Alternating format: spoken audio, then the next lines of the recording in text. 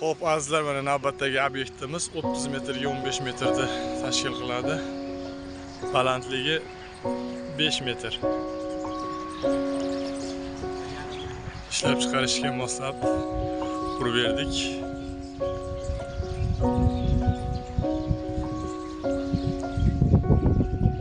Ustalashiga baho berib qo'yasizlar, cho'tki xudo xolasa.